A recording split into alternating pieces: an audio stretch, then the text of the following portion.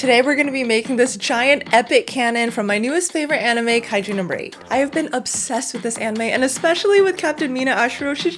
She's so cool. I just want to be her so bad. God, she's so cool! This cannon's gonna be huge. We're talking like 7 feet tall. It's gonna have pulsing LEDs, and then I'm gonna make a secret compartment so that I can sneak snacks into the convention. The convention I'm talking about is Anime Expo. It's the biggest anime convention in North America, so I'm on a mission to make this cannon the biggest prop weapon there. I want this thing to be so huge that it's visible from the Great Wall of China. I want it to be a fire hazard. That's actually a really big concern at conventions, which is why they have a policy that literally says your prop weapon must be under 7 feet and weigh less than 15 pounds. Well, challenge accepted, because we're gonna get this thing as close to the limit as possible. To make the cannon easier to travel with, I've designed it so it can break apart into several pieces.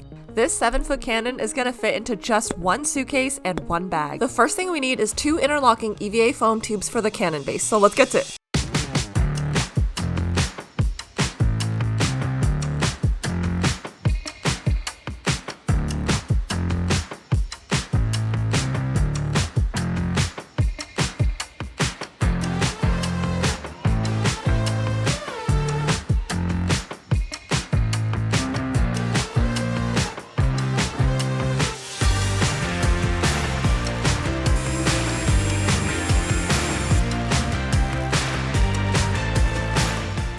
Okay, here is the base of the cannon in foam. It is really, really big, but right now what I really need to get done is to make this handle part that I'm actually going to grip onto. I'm gonna use PVC pipes, and the only method I know is messy and kind of dangerous, so let's go do that. What's for dinner? Snad. Alright, tube with the end taped off, funnel, and various heat-resistant gloves. Bang, tube!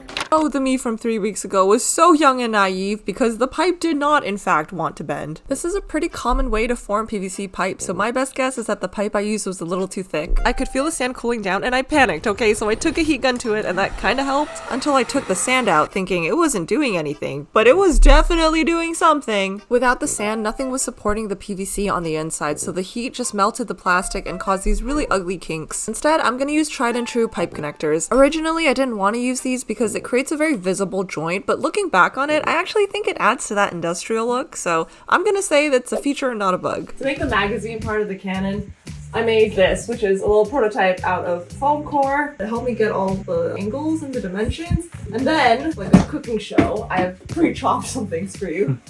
Look at that! Made out of wood! I used an angle finder to get the angles from my prototype, and then I transferred them over to some plywood and cut it out using a circular saw. I know a table saw would have been much more precise, but I don't have one. I also don't have a router, so I used a jigsaw to cut these holes out and went to town with some low grit sandpaper to give it that nice rounded over edge.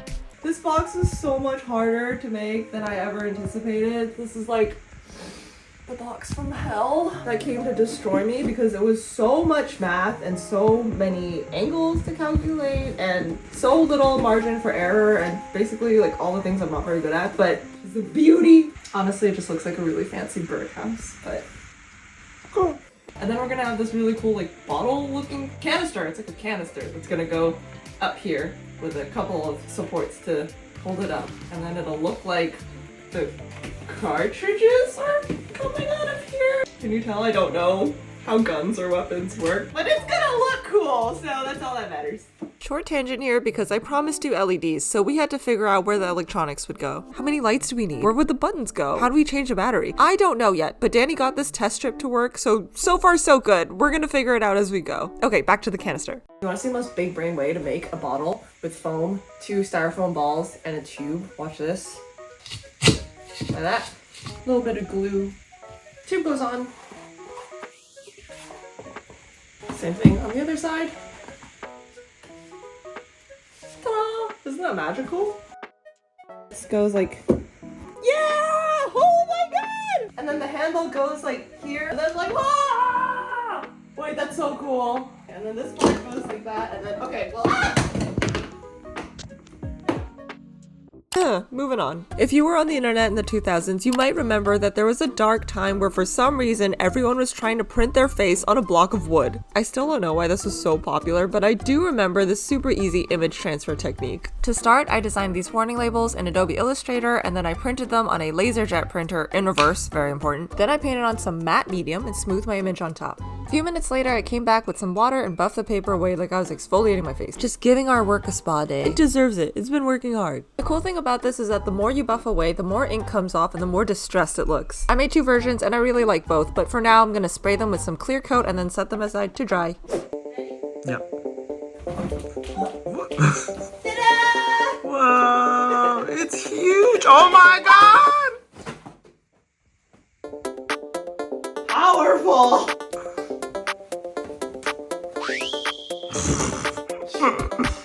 Flashbanged yourself. Oh,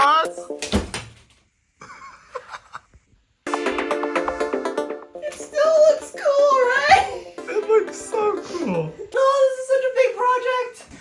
But it's gonna be worth it.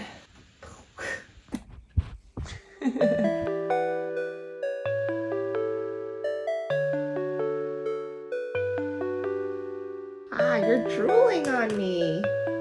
Ew.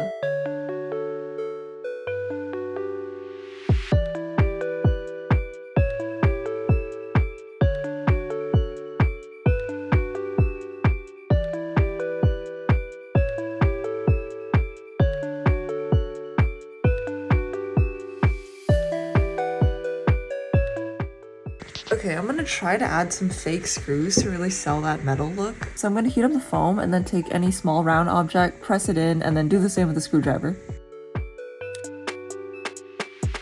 Finally, the foam work is officially done, so we can move on to heat sealing, which just means run your heat gun over it so that it closes up the pores and makes the paint go on smoother. Then I'm priming with Plasti Dip to give it a nice rubberized surface and then painting. It's all just black, okay, but it's gonna make it look really shiny and even.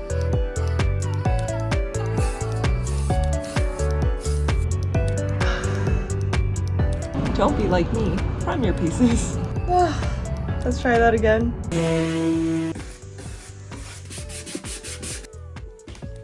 Let's go check in on Danny.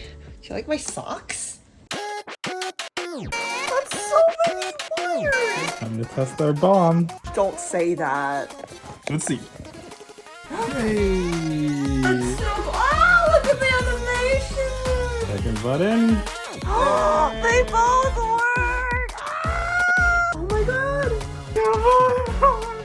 We deserve victory pizza! Victory's up!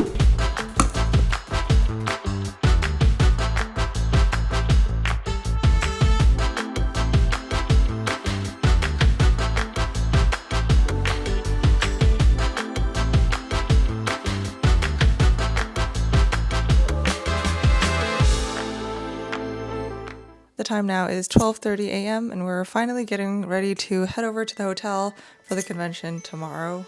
Everything's all packed up. I've got the cannon barrel here in a golf bag, which I thought was pretty smart. It fits perfectly in here, and then I've got all the other pieces that we're gonna fit into the car. But we're leaving super late because I had to finish up the rest of the cosplay, which I should probably tell you guys a little bit about. I got a black bodysuit. Armor pads actually made of foam and fabric. I made 4 pouches. That's so much storage. They perfectly fit my phone. Went through so much EVA foam. Not really sure what spinal armor is, but I 3D modeled it and printed it. I attached everything with sew-in Velcro, which I hate, but it works so well. And then I had to make the pauldrons and the bracers and the belt all out of foam. It's more of the same, really. It sounds so easy when I explain it like that, but this project kicked my butt, okay?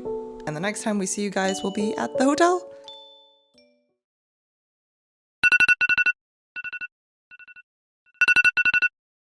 Of course something goes wrong at the last minute, but we fixed it.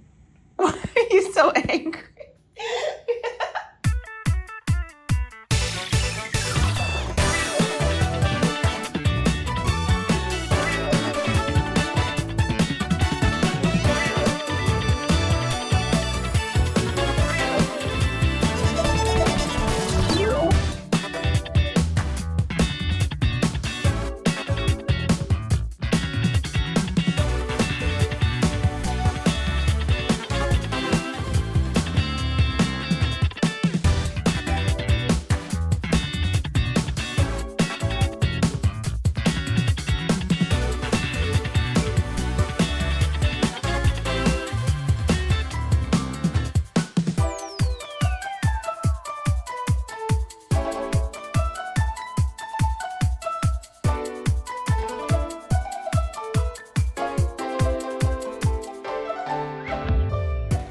promised I would be able to use this cannon as a purse. So we'll put this back in water. And then I made this little piece of BPA foam so that no one knows I've got stuff in here. Ta-da. This is like surprisingly comfy actually. A lot of mobility. This is so ridiculous. And with that, we started making our way to the convention center about 15 minutes away. Now, imagine you are carrying a giant weapon through the busy streets of LA in a bodysuit in 90-degree heat. It was sweaty and it was gross. But it was time for the final boss. After 2 months of working on this cosplay, the only thing left to do was to pass weapons check. You see those people over there? Those are the rules people. They check every single prop to make sure they follow all the rules. And they're either gonna let us in or tell us to go home.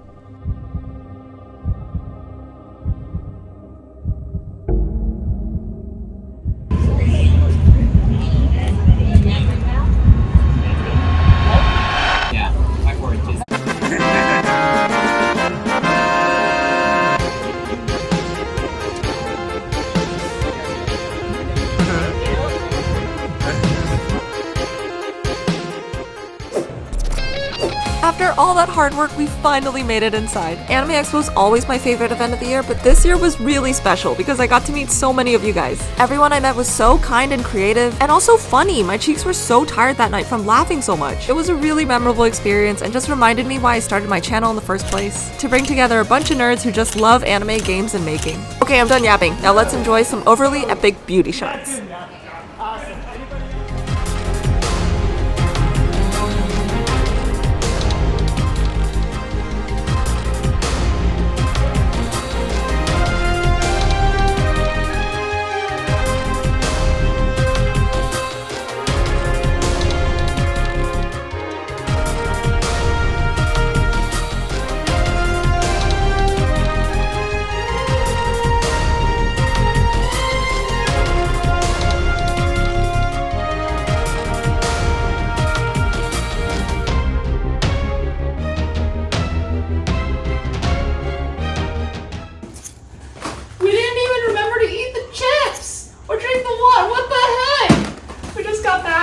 Expo and I didn't even use the things that we